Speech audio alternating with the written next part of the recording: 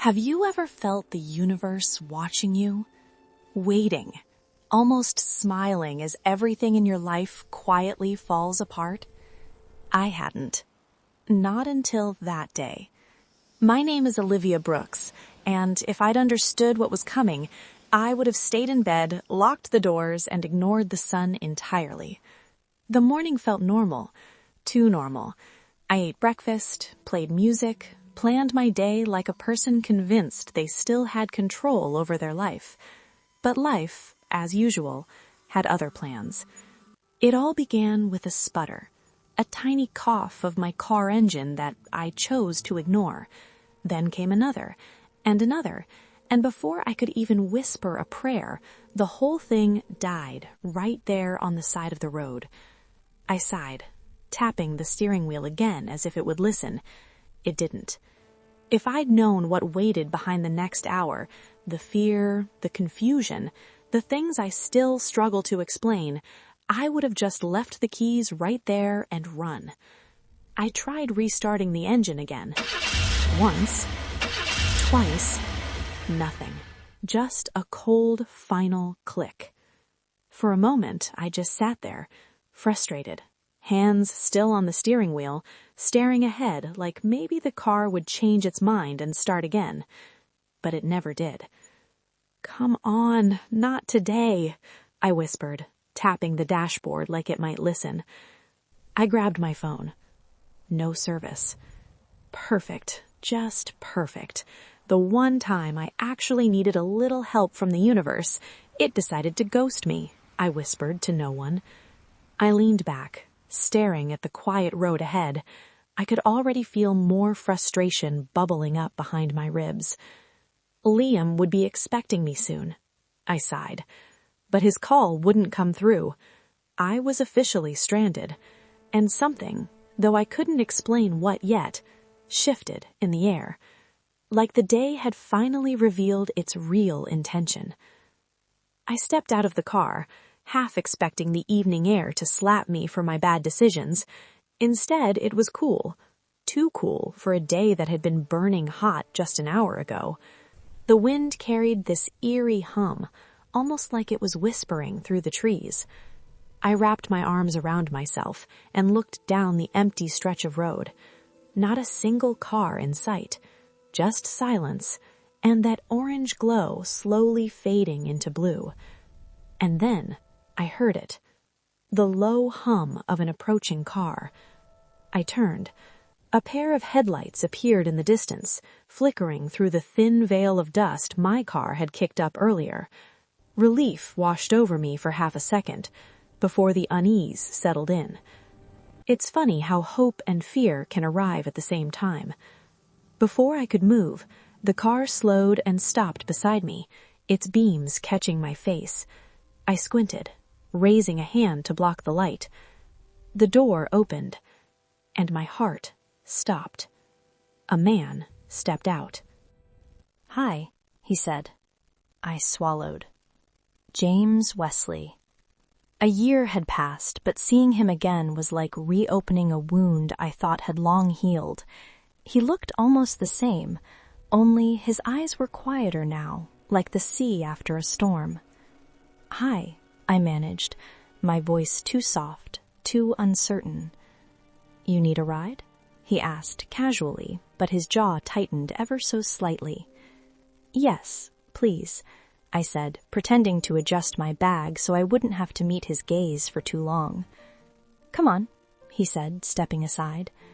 The car smelled like him, that faint scent of cedar and salt air I'd memorized without meaning to. He started the engine, and the silence that followed was almost unbearable. "When did you arrive?" he asked, finally. "A few days ago," I lied. The truth was I had been back for weeks, but I hadn't planned to see him. I'd told myself I was ready to start fresh, to put the past behind me. But now, sitting next to him again, I realized that was impossible. He nodded, eyes fixed on the road. The air between us pulsed with all the words we weren't saying. I stared out the window, at the way the light touched the fields. "I heard you got married," I said. I don't know why. Maybe I wanted to sound unaffected. Maybe I wanted to hurt him just a little. His grip tightened on the steering wheel. That's not how it is. My heart stuttered. Oh? He looked at me then, really looked at me, and my stomach flipped. Do you still have the necklace I gave you? My hand went instinctively to my throat, to the small silver pendant resting there. I'd worn it every day, even when I swore I wouldn't. Yes, I said quietly. I still have it. I still like it. He smiled faintly, just for a moment before his expression hardened again. It's been a year, Olivia, a whole year since I heard from you, and now, suddenly, you appear like nothing happened. I wanted to explain, to tell him how many nights I'd stayed awake wondering if I'd made the right choice, but instead I said, James, what we had, it's over.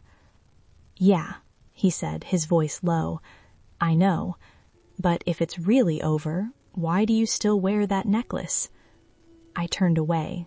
That's unfair. Unfair? He repeated bitterly. I messaged you every day, for months. You didn't reply once. I swallowed hard.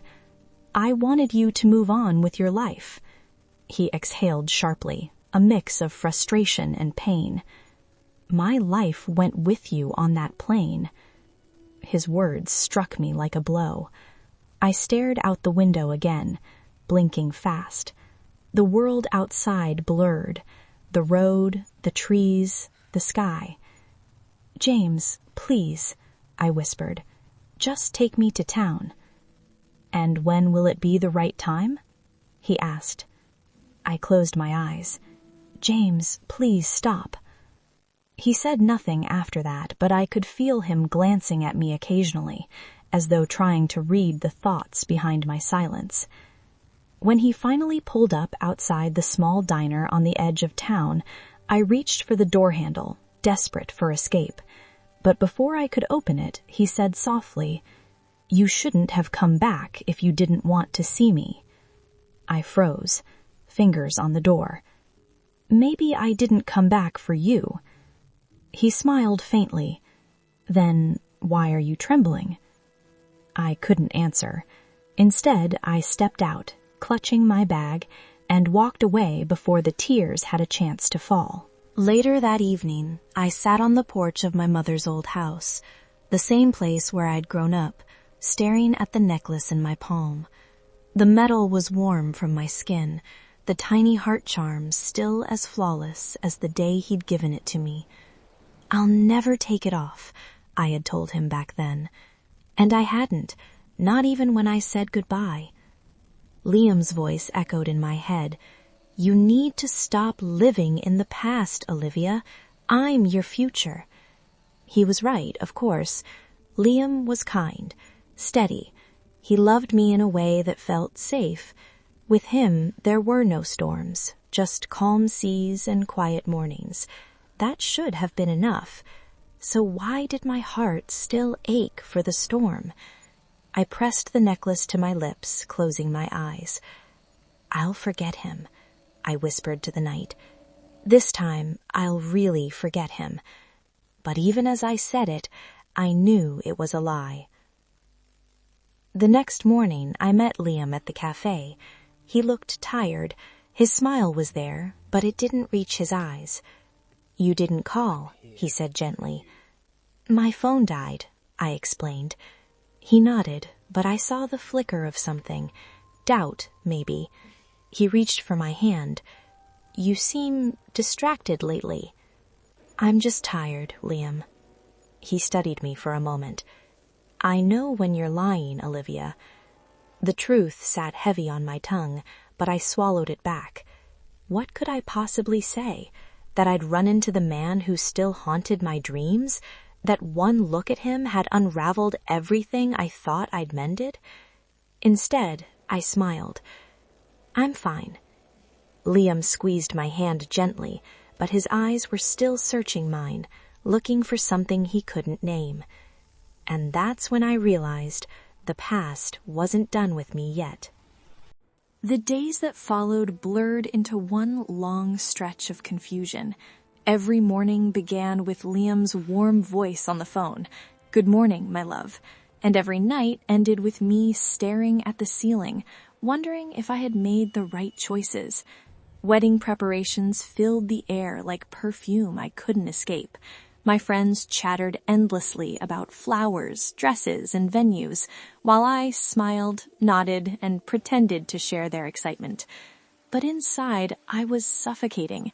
Each time I looked at the necklace, I felt the weight of what I hadn't said. James's words haunted me. "If it's really over, why do you still wear it?" One afternoon, Liam and I were sitting in the small living room of his apartment, sunlight filtering through the curtains.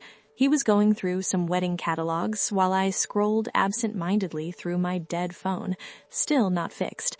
He looked up suddenly. "Did you already call about the dress?"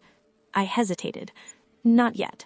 "Why not?" His tone was soft, but something beneath it carried impatience.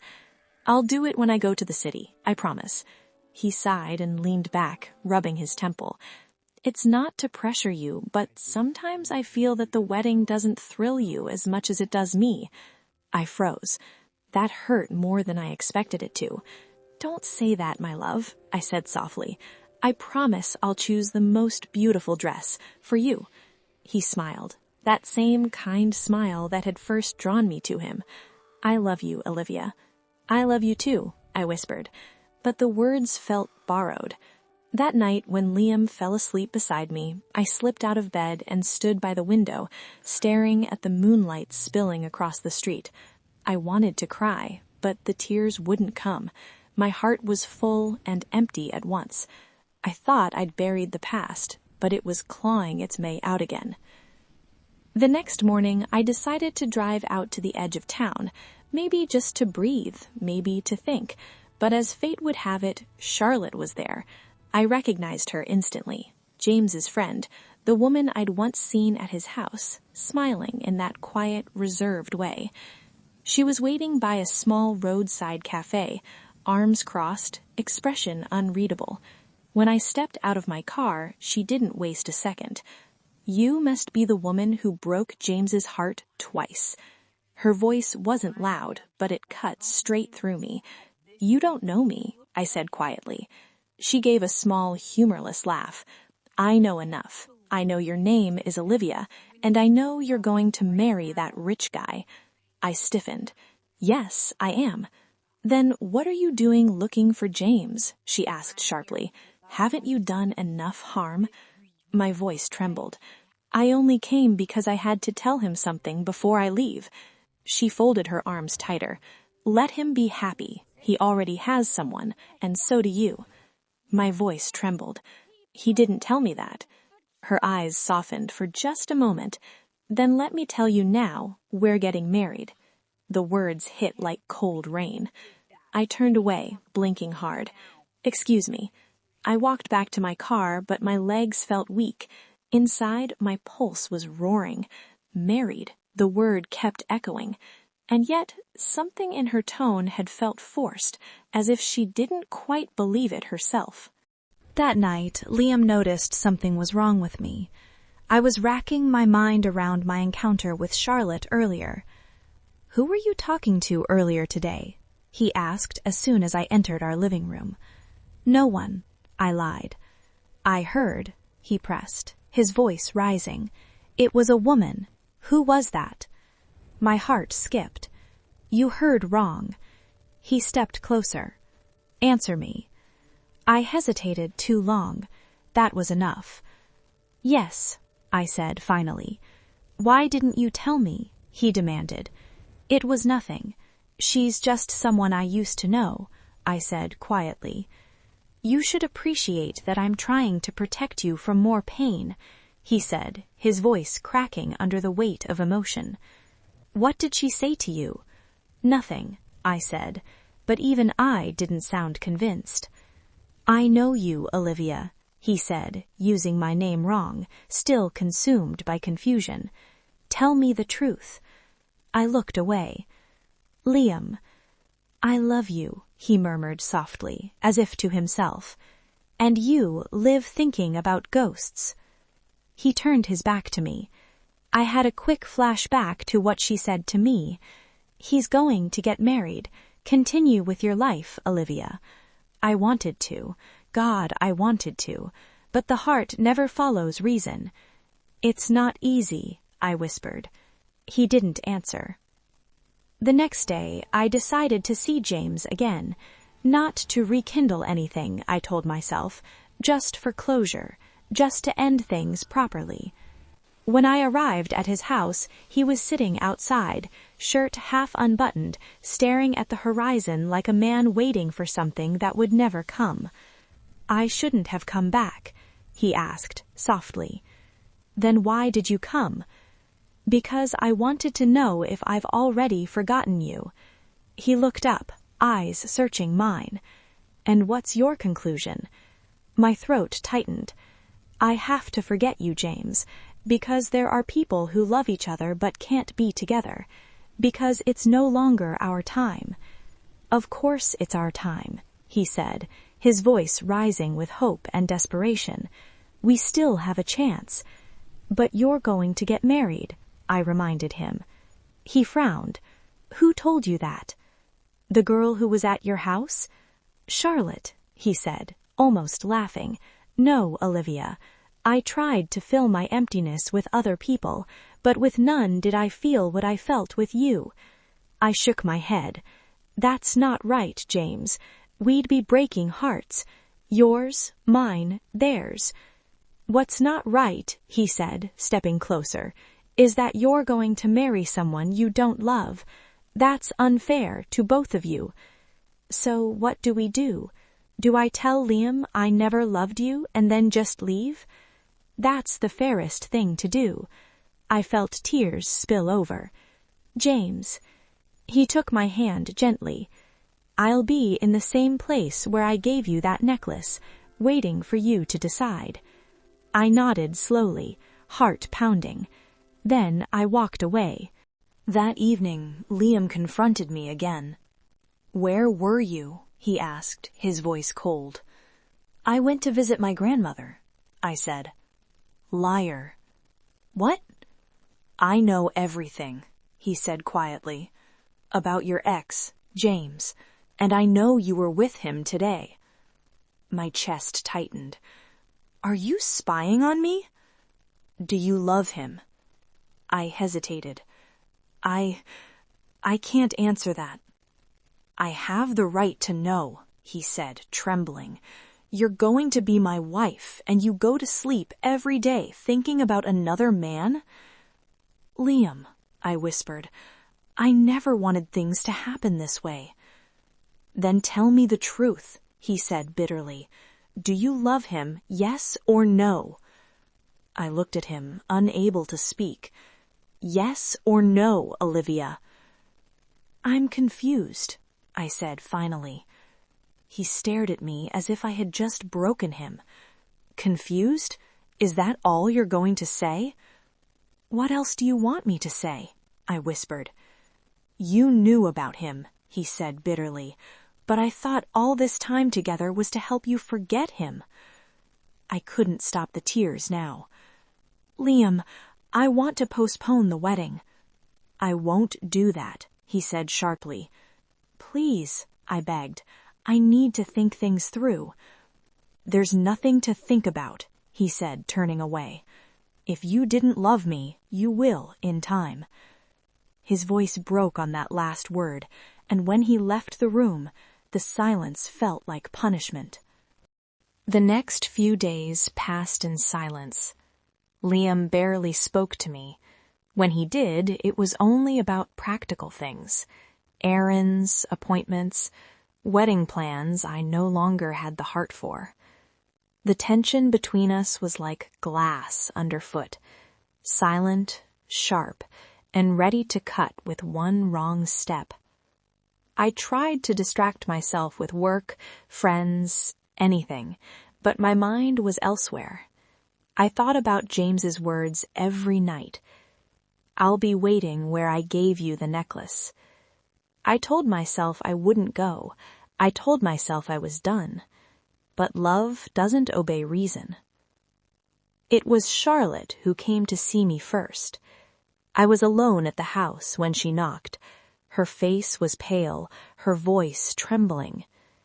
"James is in danger," she said. My heart stopped. "What?" "Liam," she whispered. "He has a gun." I felt the world tilt. "How do you know that?" "It doesn't matter," she said, her eyes glistening. "You have to stay away from James. If you don't, this could end badly." "I can take care of myself," I said, trying to steady my voice. "It's not worth risking your life for him," she pleaded. "She's worth it," came a voice from behind her. It was James. He'd followed her. The air thickened as the two of them faced each other, her eyes full of fear, his full of determination. "How many days have you waited for her, and she still hasn't made a decision?" "She will," he said simply. She shook her head, her voice breaking. "James, please let this go. If you ever cared about me, walk away before it's too late."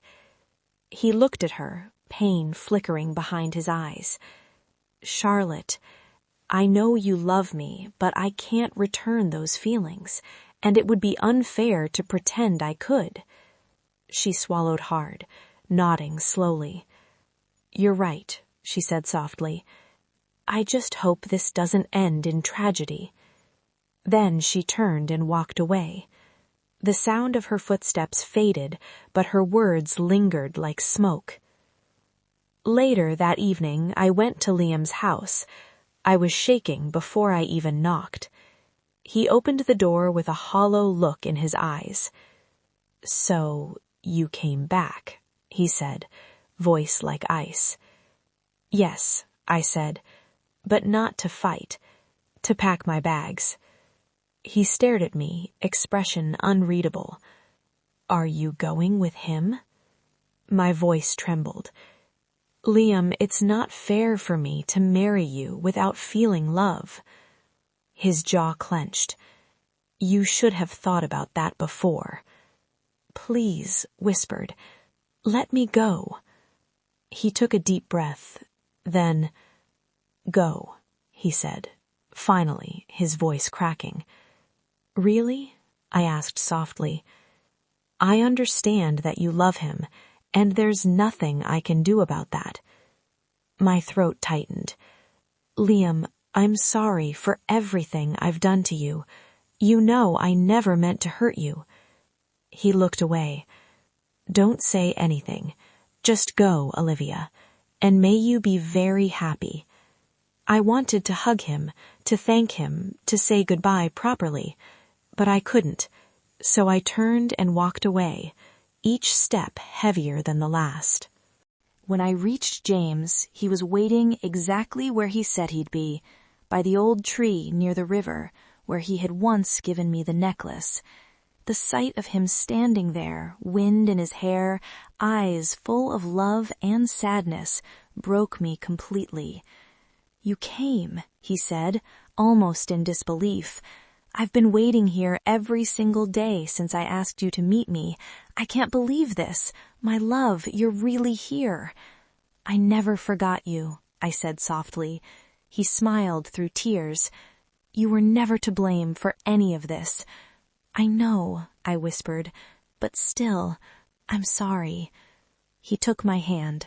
"We'll work through it, together." I nodded. "I love you." "I love you too." And then, before we could even take another breath, a voice shouted from behind us. It was Liam. "What a beautiful scene of love," he said bitterly, stepping out from the shadows. My heart dropped. "Liam, please." He lifted the gun. "Calm down. I'm very calm." "Don't do anything stupid," James warned, stepping slightly in front of me. "Did you really think you could just take my fiancé?" Liam spat. "Liam," I cried, "please stop this." He aimed the gun at James. "She doesn't love you, Liam," James said steadily. "She could have, but you never gave her the chance. You tried to own what you should have earned." Liam's eyes were wild. "She was mine." "No," James said. "Neither you nor anyone else can separate us, but if you want to, you'll have to do it with both of us." We both stood there, holding hands, hearts pounding. Liam's hands trembled. For a moment, I thought he'd lower the gun. But then, bang, the world shattered. The next thing I remember is screaming, mine echoing through the air, blood on James's shirt, his body collapsing beside me. I fell to my knees, hands trembling, trying to stop the bleeding. "Breathe, please," I begged. "Please, James, breathe." "Calm down," Liam said hoarsely, dropping the gun, his own face pale with shock. "Don't touch me," I screamed. He took a step back, horrified. "I never meant—" "Go," I cried. "Just go." He turned and ran into the darkness, disappearing. I pressed my hands to the wound, tears streaming down my face. "You're going to be okay," I whispered. "You have to be okay." And then, headlights. A car screeched to a stop. A woman jumped out. It was Charlotte. "Please help us," I shouted. She tore fabric from her shirt and pressed it against the wound. "Don't talk," she told him. "Just breathe. Deep breaths." I sobbed uncontrollably, clutching his hand. The ambulance sirens grew louder in the distance. Hours later, in the hospital waiting room, I sat alone, hands shaking, shirt still stained with James's blood. Every tick of the clock was agony. When the doctor finally came out, I stood up so fast I nearly fell. "How serious is it?" I asked. "The suffocation left him without oxygen for too long. It caused his kidneys to be severely affected. His kidney function is below 10%. He'll need emergency dialysis or a transplant." I froze. "A transplant?" "Yes," the doctor said softly, "or he won't survive." I covered my face with my hands, sinking into the chair. "I'll die like my mother," I heard James say weakly from the room behind the glass, "waiting for a kidney." Charlotte was beside him, holding his hand. "You shouldn't have exposed yourself that way," she whispered. "Now nothing makes sense," he murmured. "You have to have faith," she said, tears glistening. "We'll get you a donor." He shook his head. "I doubt it." There was silence for a long moment. Then the doctor entered again. "There's a young lady outside who wants to see you." "Who? Where is Olivia?" he asked weakly. "The one who saved your life," the doctor said. "I'll let her in." When Olivia stepped into the room, James smiled faintly. "Thank you," he said. "Thank you for saving my life." I shook my head. "Never do what you did that day again." "My destiny is written," he whispered. "You'll get a donor," she said softly. "It's unlikely," he murmured. "But thank you for encouraging me." He smiled sadly. "By the way, I hope you weren't injured." "No, I wasn't," I said. The hospital became my world for days that felt like years. White walls, antiseptic air, the soft hum of machines, and in the middle of it all, James, pale as paper, his chest rising and falling with effort. Every time I looked at him, guilt crushed me like a wave. If I hadn't gone to meet him that night, maybe he'd still be healthy. Maybe he wouldn't be lying there, half-conscious, whispering my name like it was the last word he'd ever say. I stayed outside his room most of the time, too ashamed to face him directly. Charlotte was there too, always there. Sometimes she would walk past me without saying a word. Other times she would sit beside me silently, our grief too tangled to name. We were two women bound by the same man, yet separated by everything else: love, jealousy, and regret. On the third night, I couldn't take it anymore. I went into his room. He looked so fragile. There were tubes running across his chest, his hands cold beneath the thin blanket. I sat down and took one in mine. "Hey," I whispered. His eyelids fluttered.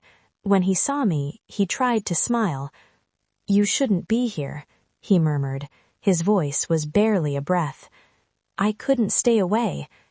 He tried to lift his hand, but I stopped him gently. "Don't move." There was a long silence between us, the kind that hurts more than words. "Do you remember," he said weakly, "when I gave you that necklace? I told you it would bring you back to me." My throat tightened. It did. He smiled faintly, eyes glistening. "I just didn't know it would cost so much." "Don't talk like that," I said quickly. "You're going to be fine." He didn't answer, just stared at me with a quiet sadness that said everything words couldn't. When I stepped out, Charlotte was waiting in the corridor. "You shouldn't get his hopes up," she said, arms folded. I turned to her, exhausted. "And what do you expect me to do? Pretend I don't care?" She looked at me for a long moment, then sighed. "You really love him, don't you?" I nodded silently. "Then maybe you can help him," she said. I frowned. "What do you mean?" She hesitated, then said, "The doctor's still looking for a compatible donor. No luck so far. His blood type is AB negative." My heart skipped. That's mine." She blinked. "Are you sure?" "Yes." She hesitated. "You're not thinking—" "I am." "Olivia, no." "I have to," I said quietly. "If I can save his life, I have to." She stared at me, disbelief and pain crossing her face. "You'd risk your life for him?" "I already did the night he was shot," I said softly. "This time, at least it would mean something." The next morning, I told the doctor. He was hesitant at first, explaining the risks, the recovery, the complications, but I didn't care. I signed the consent forms with trembling hands, my heart pounding with both fear and peace. When I walked back to the waiting area, Charlotte was there. She looked at me, not as a rival anymore, but as a woman who understood. "You really are something," she said quietly. "I'm not doing this for pity. I'm doing it because I love him." She nodded, eyes moist. "Then maybe I'll pray for both of you." That evening, the doctor entered James's room. "Good news," he said. "A donor has been found, a perfect match." James's eyes lit up weakly. "Who?" The doctor smiled faintly. She asked to remain anonymous. James's voice trembled weakly. "When will the surgery be?" "Tomorrow morning." He nodded, closing his eyes in relief. "Thank God." Charlotte was standing beside him, smiling through tears. "See, I told you you'd get a donor." He reached for her hand weakly. "Thank you, Charlotte, for everything you've done." She shook her head. "Don't thank me. Thank the mysterious lady donating her kidney for you." The night before the surgery, I couldn't sleep. I kept thinking of everything that led to this. The love, the betrayal, the blood, the tears. I remembered Liam's face when he realized what he'd done, the horror in his eyes. I hadn't seen him since that night, but I heard rumors. He'd turned himself in. He was in custody, awaiting trial. Despite everything, I didn't hate him. Love can break you, but it also teaches forgiveness. At dawn, a nurse came to my room to prep me for surgery. As they wheeled me down the hall, I caught a glimpse of Charlotte through the glass, praying quietly, rosary in hand. When our eyes met, she mouthed 2 words, "Thank you." The surgery lasted hours. When I woke up, there was pain, but it was the kind of pain that told me I was still alive, and that maybe, just maybe, I'd saved someone else's life. The nurse smiled at me. "The transplant was a success," she said. "He's going to make it." I closed my eyes, tears slipping down my cheeks. "Can I see him?" I whispered. "Not yet," she said gently. "You both need to rest." But rest didn't come. I lay awake thinking of him, wondering if he was okay. 2 days later, the doctor allowed him to see me. When they brought him into my room, he was still pale, still weak, but alive. That was all that mattered. He looked at me with confusion first, then realization dawned in his eyes. "You," he said hoarsely, "you were the donor." I tried to smile, but I couldn't because I still felt some sharp pains around my abdomen. He shook his head, tears forming. "Why would you do that?" "Because you once gave me your heart," I whispered. "It was time I gave you something back." He reached out weakly, his hand finding mine. "You shouldn't have risked your life for me." "I would have done it again," I said softly, 1,000 times. We sat there in silence, holding hands, connected by more than just a scar, by everything we'd lost and everything we still had. Charlotte entered quietly a few minutes later. She smiled at the sight of us, eyes red but peaceful. "You both deserve a second chance," she said. "Thank you," I whispered. She nodded. "I'll be leaving tomorrow. It's time for me to start over." "Where will you go?" James asked. "Somewhere far," she said softly, "where I can learn to heal." She walked toward the door, paused, and looked back. "Take care of each other," she said. "Love like this doesn't happen twice." Then she left, closing the door behind her. Later that evening, I asked the nurse for my necklace.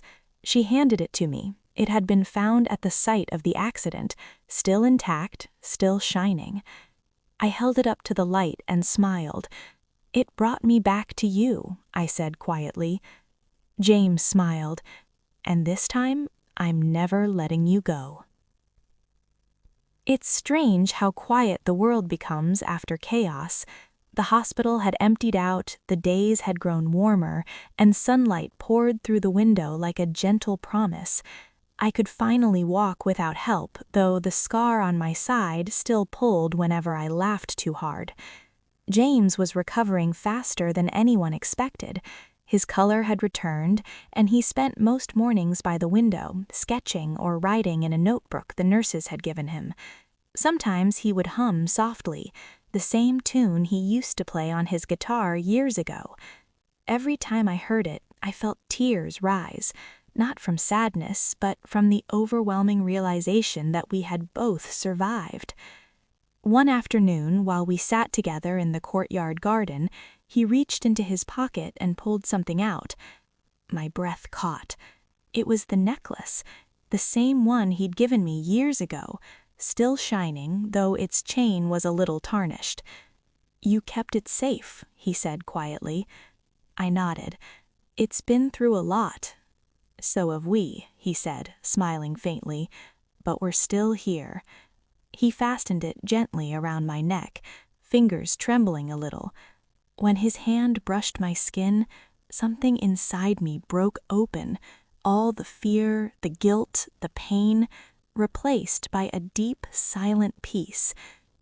"James," I whispered, tears in my eyes, "what if we never get another chance like this?" He smiled. "Then we make this one count." A few days later, the doctor said we were both ready to leave. Charlotte had already gone. She'd left a note at the nurse's desk, folded neatly, no return address. I opened it that night. "Olivia, I'm glad he survived. You did what I couldn't. You saved him. Maybe someday, when the pain isn't so fresh, I'll find peace too. Love him well. Charlotte." I folded the note and kept it in the same box as the necklace. Some things weren't meant to be forgotten. It took weeks before I could face the next part, visiting Liam. He was being held at a low-security facility while awaiting sentencing. The police had ruled the shooting as a crime of passion, and with James's testimony, his sentence would likely be reduced. Still, I hesitated for days. Part of me didn't want to see him. Another part needed closure. When I finally went, the guard led me through a narrow hallway into a small visiting room.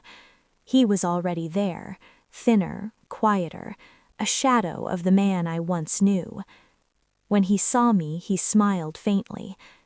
"You look better," he said. "So do you," I lied gently. We sat in silence for a while, the weight of everything that had happened pressing down between us. "I didn't mean to hurt him or you. I just lost myself."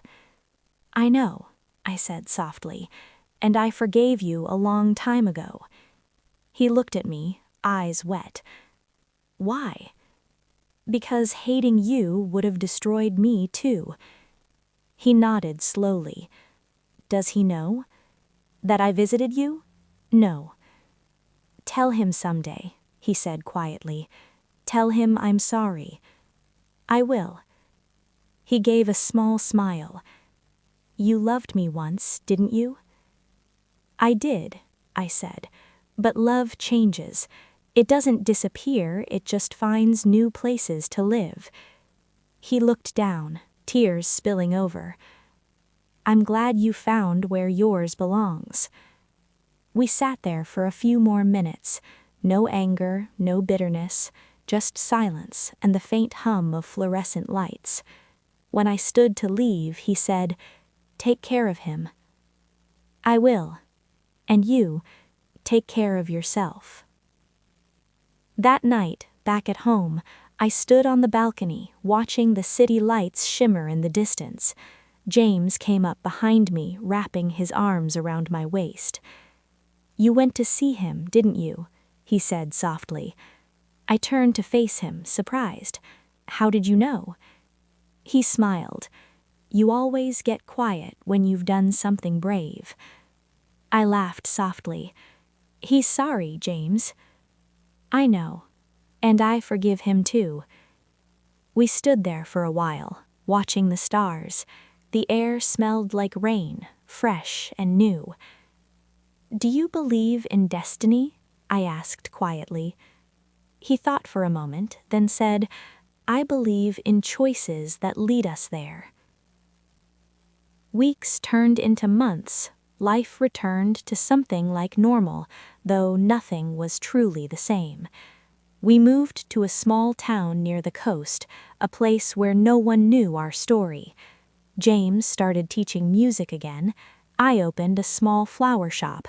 Some mornings we would walk by the ocean in silence, just holding hands, letting the sound of waves fill the spaces words couldn't. The necklace never left my neck.